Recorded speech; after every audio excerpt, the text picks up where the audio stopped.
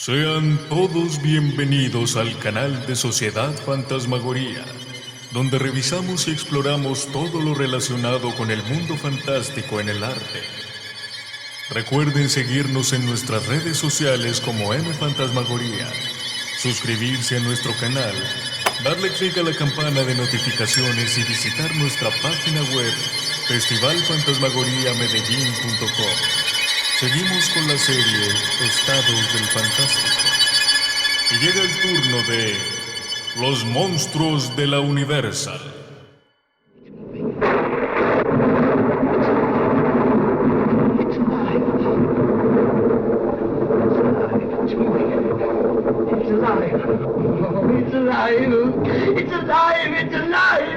It's alive! Oh, in the name of God! Now I know what it feels like to be God! Oh.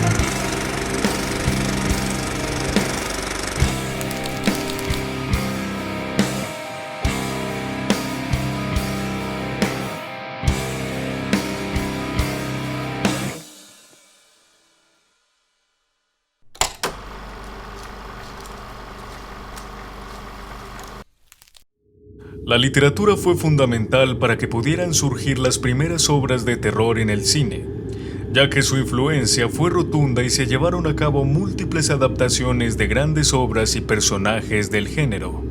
La narrativa gótica dio pie a que se estableciera un imaginario visual y espacial para los escenarios, diseño de arte, iluminación y fotografía del cine de terror, ya que muchas películas de esta etapa audiovisual incipiente y en crecimiento se enmarcaban en castillos, historias de época, monstruos y criaturas muy apegadas a la cultura y tradición de distintos países o a las imágenes lúgubres, oscuras y siniestras. Entonces las obras de Bram Stoker, Mary Shelley, H.G. Wells, entre muchos otros escritores, o los mitos regionales, fueron objeto de versiones que a su vez implementaron las imágenes icónicas y ayudaron a expandir el legado de esas historias y personajes tenebrosos. Luego del expresionismo alemán, cuyo impacto en el horror fue definitivo, en Estados Unidos emergió una serie de películas que recuperan lo visto, por ejemplo, en Frankenstein, de J. Searle Dooley, de 1910, o Nosferatu Ein Sinfonie des Grauens, de F. W. Murnau, de 1922.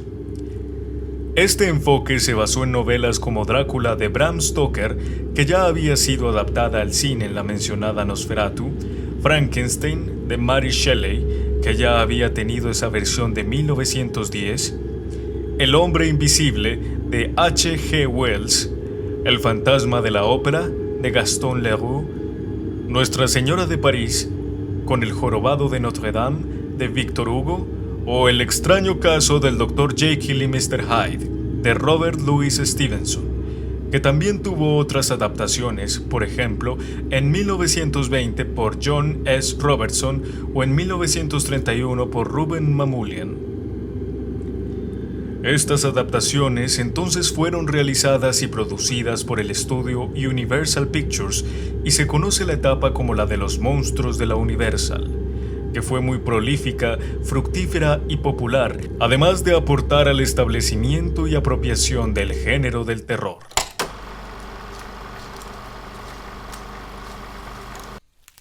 Carl Laemmle emigró desde Alemania a Estados Unidos y fundó la compañía Independent Moving Pictures Company, IMP, que luego de otros cambios más terminó llamándose Universal Pictures.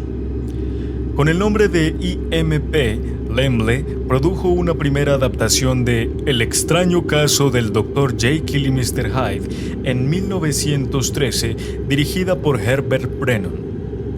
Luego, con el sello definido, se produjeron múltiples películas que hicieron famosos a los monstruos que se volvieron íconos del terror. Y, siguiendo con la conexión con el expresionismo alemán, como Laemmle, muchos técnicos y directores llegaron desde Alemania y Europa para establecerse en Hollywood, ya fuera por motivos de la guerra o por razones distintas. Eso aportó mucho a que el cine de Hollywood se destacara en Estados Unidos, especialmente desde lo técnico. La década de los 30 fue esencial para esta etapa del cine de terror. Los monstruos de la Universal se popularizaron y tuvieron lugar de forma constante en las taquillas, a pesar de que la etapa comenzó en los 20 y prosiguió en décadas posteriores. Muchas de estas películas hicieron parte del denominado Shock Theater, un paquete de 52 obras que se exhibieron por televisión posteriormente a su estreno, aunque el paquete contenía obras de terror de otro tipo también. El género en el famoso estudio cinematográfico no solo brindó la posibilidad de apreciar a los monstruos clásicos, exploró también el terror gótico, las primeras adaptaciones de los cuentos de Edgar Allan Poe, obras de ciencia ficción de los 50 que eran mixturas de géneros o, por ejemplo, el terror con comedia, producto de la pareja de cómicos Abbott y Costello, quienes se volvieron emblemas del estudio y referentes cinematográficos en cuanto a la comedia. Pero las obras más recordadas se enfocan en los monstruos clásicos. Algunas de las películas de monstruos ayudaron a crear la imagen mental y el imaginario de la cultura popular de personajes que se volvieron íconos, quedando en la mente de las personas a través del tiempo, conociendo cómo lucen esas criaturas, más allá de que no importe si no se hayan visto las películas.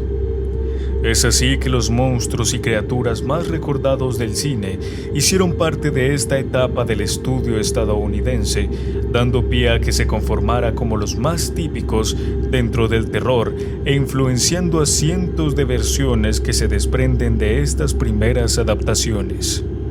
El vampiro, Drácula, el monstruo de Frankenstein o el hombre lobo fueron sin duda los más populares.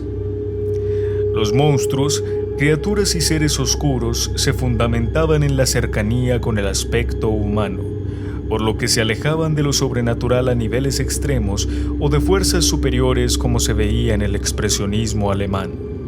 Esta vez, el miedo se originaba desde el lado humano. Personas que mostraban su parte oscura y el monstruo interno, con metáforas de la maldad inherente en el hombre, se expresaba y materializaba en personajes siniestros y que también connotaban un elemento animal e instintivo de las personas.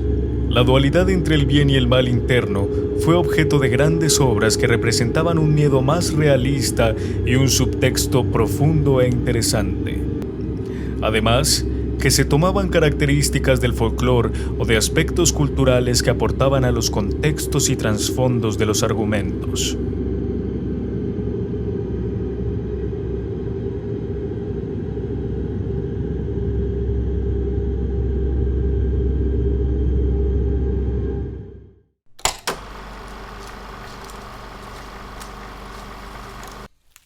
Alguien determinante para la producción de estas películas fue Carl Laemmle, que dio origen a la tendencia y el carácter prolífico de cada saga y monstruo distinto.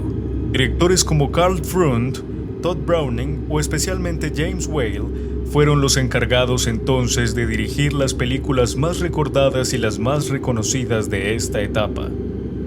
En cuanto a actores, cabe destacar 4 leyendas del cine de terror como son Boris Karloff, Bela Lugosi, Lon Chaney y Lon Chaney Jr. Se suma, aunque más relacionados a la comedia, Bud Abbott y Lou Costello, que seguían una tradición del slapstick, combinando de forma muy interesante sus elementos característicos con el terror. Cabe mencionar algunas de las obras más emblemáticas de esta recordada etapa como Dr. Jekyll and Mr. Hyde de Herbert Brennan de 1913, The Hunchback of Notre Dame de Wallace Wortley de 1923, The Phantom of the Opera de Robert Julian, Lon Chaney, Ernest Laemmle y Edward Sedgwick de 1925, Drácula de Todd Browning y Carl Freund, de 1931, Frankenstein, de James Whale, de 1931, The Mummy, de Carl Freund, de 1932, The Invisible Man, de James Whale, de 1933, Bride of Frankenstein, de James Whale, de 1935, The Wolfman, de George Wagner, de 1941, Abbott and Costello Meet Frankenstein, de Charles Barton y Walter Lantz, de 1948, o Creature of the Black Lagoon, de Jack Arnold, de 1954.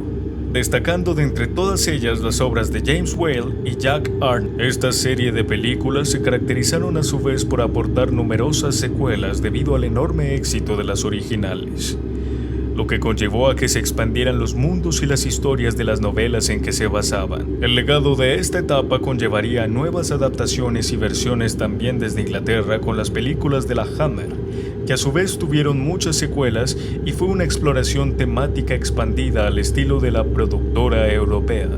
También hay conexión e incidencia directa con el terror gótico que hace parte de esa etapa e influencia a su vez las obras góticas que estarían por venir en tiempos posteriores. A su vez, en la actualidad se ha tratado de reiniciar y revivir la época de monstruos de la Universal con la creación de un universo cinematográfico que consiste en remakes de estos clásicos. Un hecho que genera dudas y cuestionamientos frente a la calidad de estas nuevas versiones, ya que las obras originales son grandes e imprescindibles clásicos del cine. Lo cierto es que esa recordada etapa generó y sigue generando nuevas miradas y acercamientos múltiples por su gran influencia, siendo entonces un momento significativo para la historia del cine de terror. Gracias por vernos. Recuerden seguirnos en nuestras redes sociales, dejarnos sus comentarios y apreciaciones del contenido de nuestros videos y recuerden siempre disfrutar del cine de género.